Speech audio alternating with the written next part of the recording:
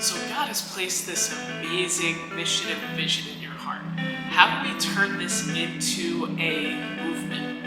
This is episode 6 of our Mission to Movement series, where I've been talking about how you can take something that you truly believe in, this passion that God has placed in your heart, and make it into a movement where you are creating a nonprofit that is not just existing but funding.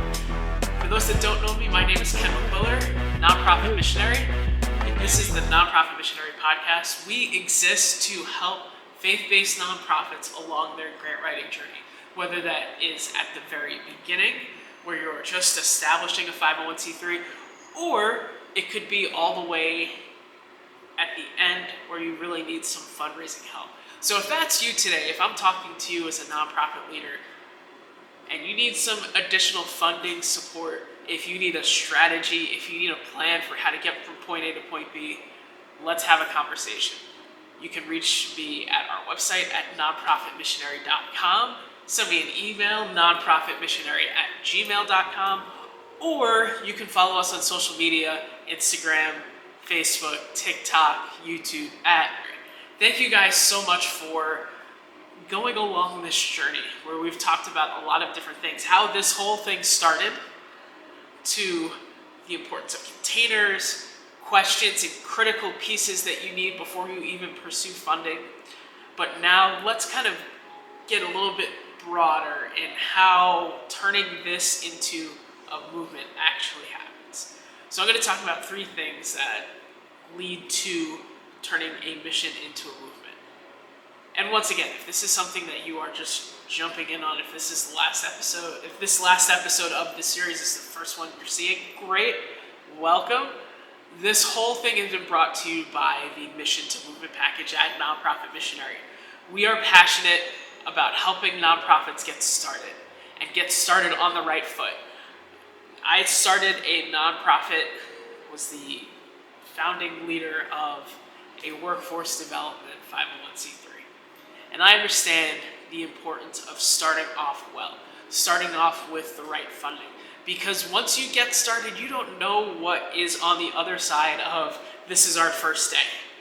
And creating the structures and systems to help you get off the ground quicker can be very beneficial. And if you've never worked in the nonprofit field before, it can be so intimidating. That's why I am here to help you with the Mission to Movement package. Depending on what you need, from $500 to $1,000, we will help you get started quicker, establish 501c3s, help you establish systems, help you talk through some of the things that you need in order to have a fundable organization. So if that's you, reach out once again, nonprofitmissionary@gmail.com. Let's have a conversation. I want to talk about 3 simple things that you need to turn a mission into a movement. The first thing is identity. And this goes further than just your name. Because obviously if you're starting a 501c3, you have to kind of think of a name, you have to process what your name means and all of that. But also sometimes names can be slightly overrated in the sense that we have to wrestle through what the name means, and every single part has to have a significant meaning. It doesn't necessarily have to be that deep. I'll start with this. When it comes to actually selecting a name, pray about it to make sure it fits what you're doing. It might be, let's say if you're starting this from a church, do you want it connected to the church? Do you want it to be reflective of the church, separate? However you want to structure it, that's up to you, your team, and the Lord. But I want to just encourage you, it goes deeper than just your name. Because yes, names are important, because that's how people will identify you. That's why our workforce development coffee shop is called the Tavern Coffee House, because it started out as a bar. We didn't start it out as a bar, the building itself is a bar. And we wanted to pay homage to the name of the place. Also, as we were working on the acquisition process of the property, it was known as a neighborhood tavern. And there are still some people that remember it as a bar, and I think having that kind of connection to our community really helps. But what I think is really important is, when it comes to identity, isn't just your name, but who you are, what you do, how you do it. I think that is a much bigger piece of identity than just simply your name. Yes, your name is important, and wrestle through that. Have a bunch. Ask people. Don't make it just a you thing. That's a great way to encourage people to come alongside. That doesn't mean you have to take everyone's opinions, because a lot of people will have different opinions. Once again, with the coffee shop, we put it out there that we were looking for a name, and people came up with the most cringe-worthy Christianese type of names, like Hebrews Coffee and Jesus Java and all of these different things. And really, we settled on Tavern. Does that still kind of ruffle some feathers? Yes, it does. There was a couple people that were like, I'm not sure if we're going to support you because you're talking about a bar. But then when we explained it and we were able to clarify, everyone was fine with that afterwards. So yes, names are important, but I think what's bigger is who you are. What is your mission statement? Is it something that really reflects what you're aiming to do in your nonprofit? How you are doing this is so critical. More than your identity is how you're doing it. Because yes, some people will know your name, but also some people will still mess up your name. However many times that we try to tell people what our name is in our after-school program context, people still misrepresent it, missing words, switching around words. It happens all the time. But what people know is that we run an after-school program and this is how we do it. So I think what's more important isn't necessarily the name, but also how you're doing what you're doing and what it looks like, the structure of it, how you're reaching out to people. Having this sense of identity is so important. What also is something that a lot of people tend to overlook, tend to not think about, isn't just who you are, but who you are not.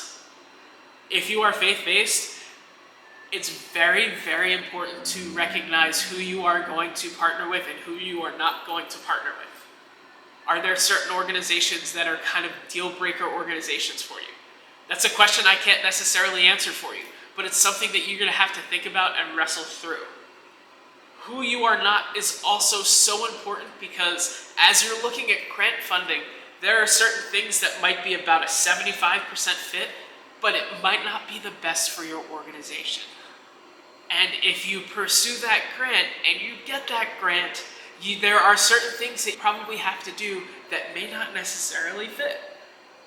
Now, that's not to say that if a grant isn't 100% matched, then it's not okay. But as you're pursuing grants, something that you have to have in mind isn't just who you are, but who you are not. Because you don't want to have to create a whole different program or kind of misrepresent what your organization does just to get the funding. That's how organizations tend to drift away from their mission.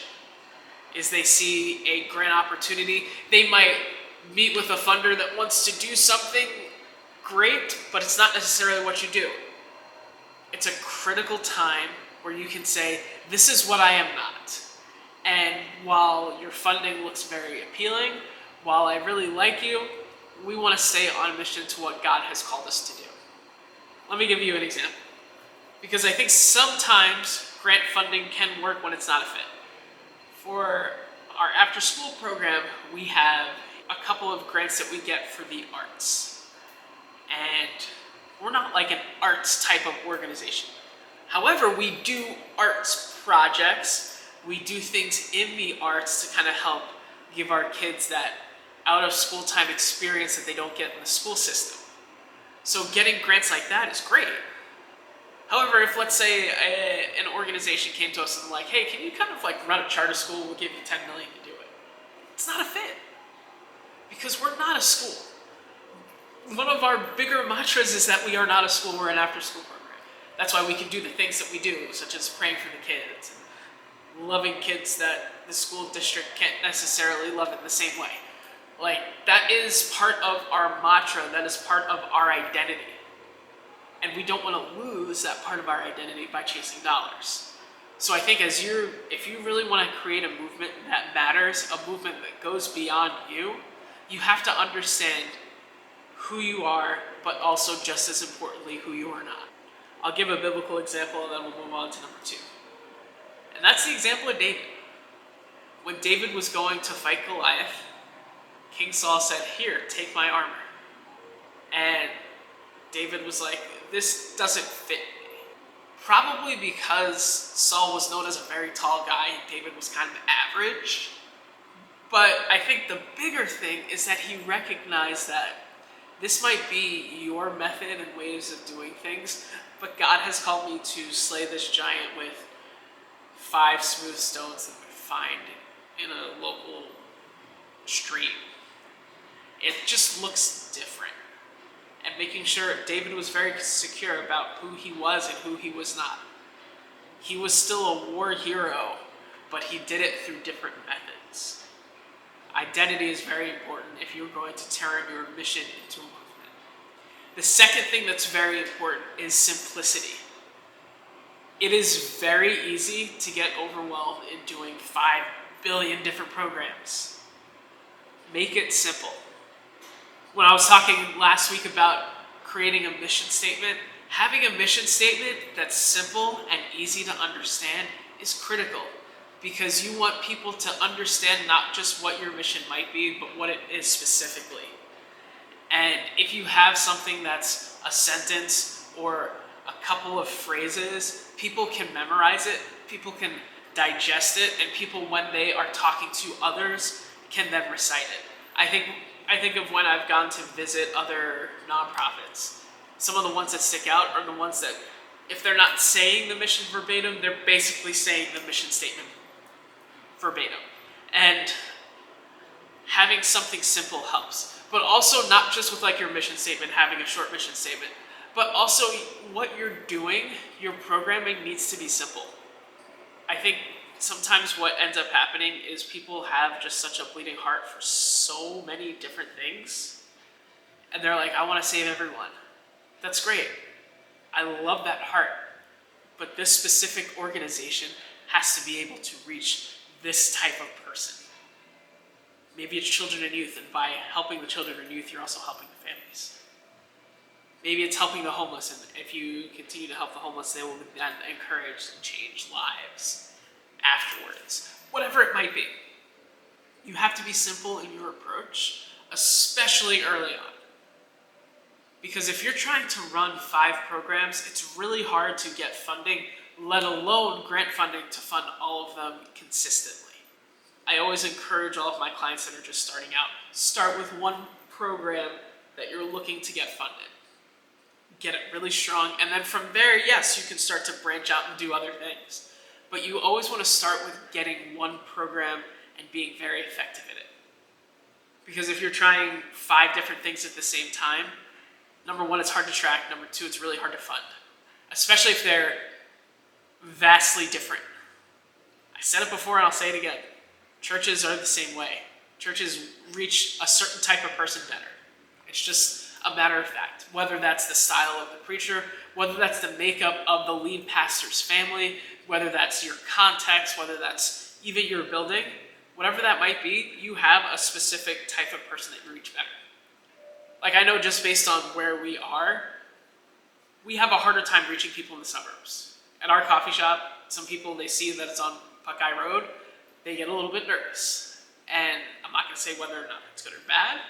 I'm just going to say that's a matter of fact, because people are afraid that something bad will happen to them if they come into this coffee shop. Is it a safe place? Absolutely. And I understand that not everyone is meant to come through these doors. Do I hope as many people come through these doors as possible? Absolutely. But I think it's important to understand these are the type of people that we are trying to reach. So when you're coming up with programming, make it very simple. Don't try to overwhelm you and your team with so many different things. Focus on one thing and doing that one thing well. And once you get that one thing well, then you can start to do other things. And there's a few reasons I think that work well. Not only does it help create a little bit of simplicity and helps that focus, but also if you do one thing really well, funders will see that, and then they'll want to say, hey, do you want to try this? And it might be that thing that you also want to do that God has placed on your heart. So if you start out simple, if you start out small, then God can take that simple and small and grow it. I mean, the book of Luke says the same thing. If you are faithful in little, you will be faithful in much. So start with being faithful in little. But not just with your program, but also with your fundraising. Take a very simple approach to making a budget. Because it can be very overwhelming to try to figure out every single line item that you need for a particular project. Keep the categories very broad, at first at least. So like, what does your utilities cost on a monthly basis? Do you have rent? Or are you using church space or free space, whatever? What kind of supplies do you need? Do you need food? Do you need clothing? Do you need paper products? Have just a simple estimate for it. It doesn't have to be that complicated. And then also, obviously, personnel. And personnel will probably be your biggest chunk because in a nonprofit, that's kind of standard. But don't try to calculate salaries that exact. Not unless you have actual data to go off of. But give an estimate, because an estimate can actually start. And I think when we get too caught up in the minutia of things, then that's when we get lost and we don't start. Part of having a simplicity mindset is that if we understand that it's just a matter of starting and then figuring it out and adjusting as we have already launched this program, then we'll actually just get started. So many nonprofits, so many programs die on the cutting room floor just simply because people were arguing about details that don't matter. People were concerned about details that don't matter. In the end, if you have a budget that's off the first year, no one's going to matter. No one's going to care about it. You're starting a program out. You're not going to estimate it well. Even with the best intentioned estimations, it's just you don't have any data to go off of. You don't have how much things will actually cost. Because even if you have it projected, you know how many people projected their 2020 budget and got it accurate? I would guess probably close to none. Because who would have thought that 3 months into 2020 that everyone would be forced to work from home? And then even when you get back, inflation kills everything.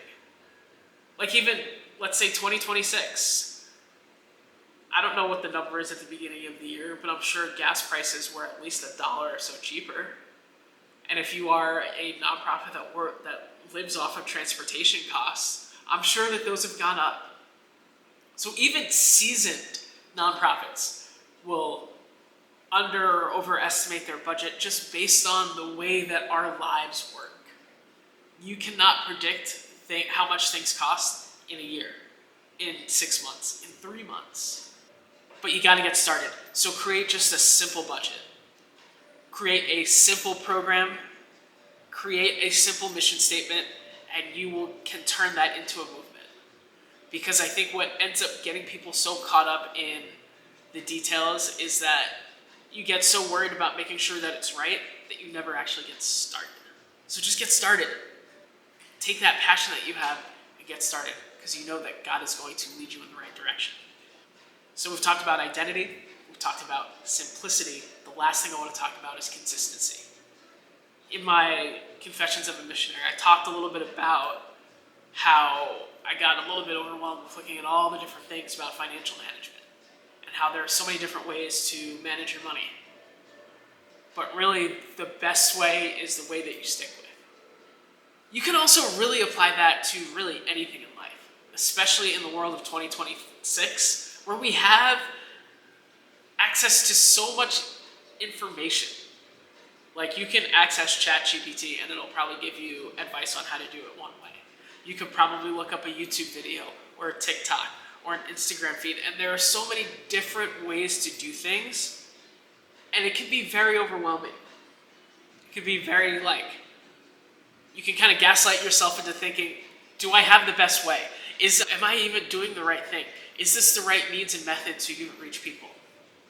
But I think one of the biggest things that can change how you do it is just being consistent at it. If you truly believe that the best way to gain funding is by simply reaching out to individuals, do it.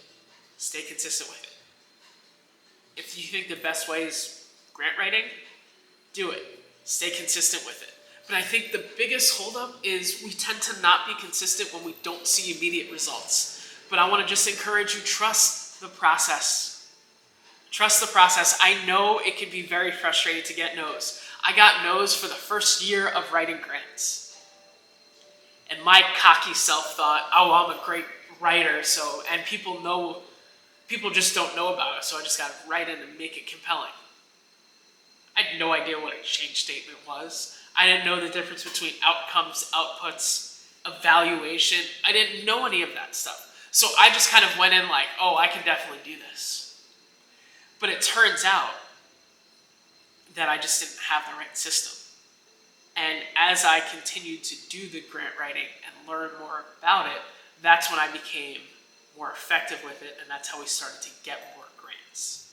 If I wasn't consistent with it and I was like, oh, well, this grant writing thing is dumb, I'm going to stop doing it, then we would have been done. Like, none of this would have happened. However, by being consistent and by learning as you're doing, that's where the change can happen. I mean, anybody when they start out something is awful at it. Do you think LeBron James, when he first picked up a basketball, was dunking? No, like he had to learn it. All of the great people that you see doing amazing things, they were all horrible amateurs at first. Think of the greatest preacher that you like listening to, whether on social media, whether on TV, whatever. Do you think their first sermon was amazing? I'm going to guess it might have been, but probably not. It takes time, it takes effort, and it takes consistency. So look, I don't know what the first year of your nonprofit might hold. I don't know the different challenges and struggles and wins and losses you might endure. But what I do know is that through it all, if you're consistent, God will honor it and you will see growth eventually. The biggest thing is that you have to trust the process. And sometimes it's really hard. Sometimes it's really hard to trust the process, especially when you're looking at the bank account like, oh no, how am I going to get payroll done? But remember who's actually leading this organization. It's not you, it's not your board, it's not your constituents, it's God. And if God's seeing what you're doing and he sees that you are consistent, you're going to be all right. Does that mean that you'll automatically get all of the funding right away? Not necessarily. But it does mean that he sees your work and he will honor the work that you do. That doesn't necessarily mean it's like we move the needle for the Lord. Like, that's not us. But what I am saying is that consistency matters. Showing up, not just on the good days, but on the tough days, matters. Reaching out to that foundation that you're not really sure likes you, but you know you need to get feedback from them, matters. Be consistent in what you do, and then watch God honor that. So, I'm really excited for what God is continuing to do through you. And I hope that as you experiment, as you vision cast what God may have for you next, maybe you're a pastor and you're like, man, I really want to do some more outreach. I think a nonprofit might be the answer for you. Maybe you're like, I've been working at this nonprofit for a minute, but now I think it's about time that I go out on my own. This might be something that you need. So once again, reach out. If this is something that was helpful for you, I encourage you to subscribe, to like the video, watch the other 5 videos. You might find something helpful there. But as I close out, as I typically close out, I'm going to do a quick confessions of a missionary. And I want to kind of address something I talked about a couple weeks ago. Got a couple comments on, I think it was TikTok. When it comes to toxic workplace environments, I think one of the bigger issues that I see in how people do work nowadays is that they aren't willing to understand people. They're just like, well, I'm going to leave. Now, I'm not saying that we should stay in bad environments. I'm not saying that it is our job to set the culture. It is the job of the leaders to do so. But sometimes I think a small misunderstanding turns into a big problem that we just rage quit. And instead of actually trying to talk it out like adults, we're just like, we're gone. God is leading me somewhere else. This is obviously not the Lord's will. But last I checked, the Lord doesn't want us to be comfortable. The Lord wants us to be more like Him. And I think when we decide to not be curious about why something is bothering us or why something offended us, then we're missing out on an opportunity for the Lord to minister through us. So the next time you have a conflict, because if you're working in the nonprofit sector, if you're working in the church sector, there's going to be conflict. You're dealing with people. You're dealing with people that are having varying degrees of issues. There's going to be conflict. How you manage that conflict is critical. And I just want to encourage you, don't just simply rage quit.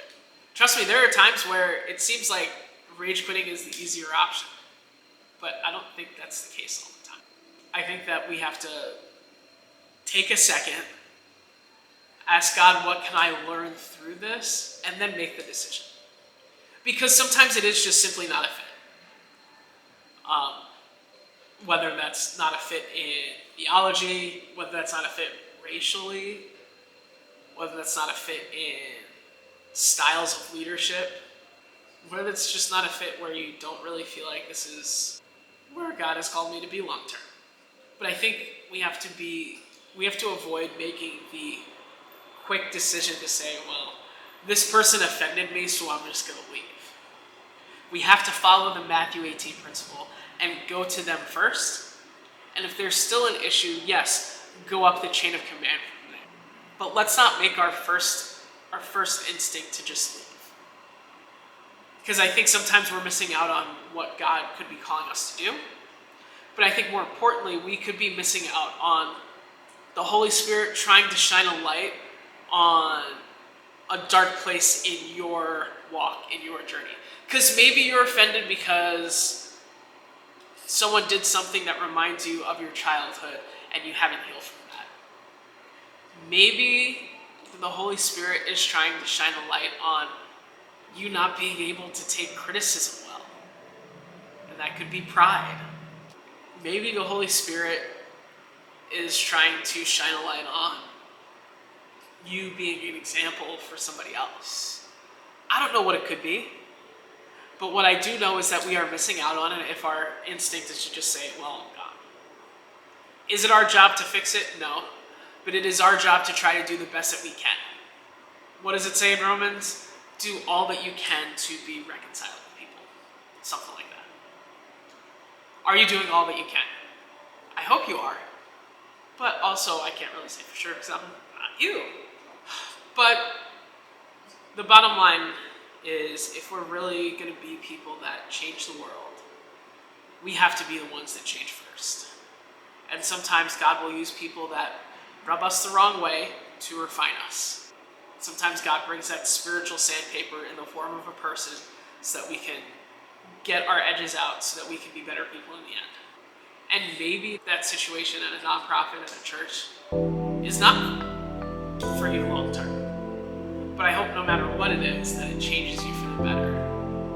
Even if it is slightly painful. Even if the people are bad. Because I think when I'm saying things like that, people will assume that I think everyone's good. No, there are people that shouldn't be in ministry. There are people that shouldn't be leading nonprofits. There are bad pastors out there, just like there are bad doctors, bad lawyers, bad grocery store workers. There's fallen, sinful people everywhere.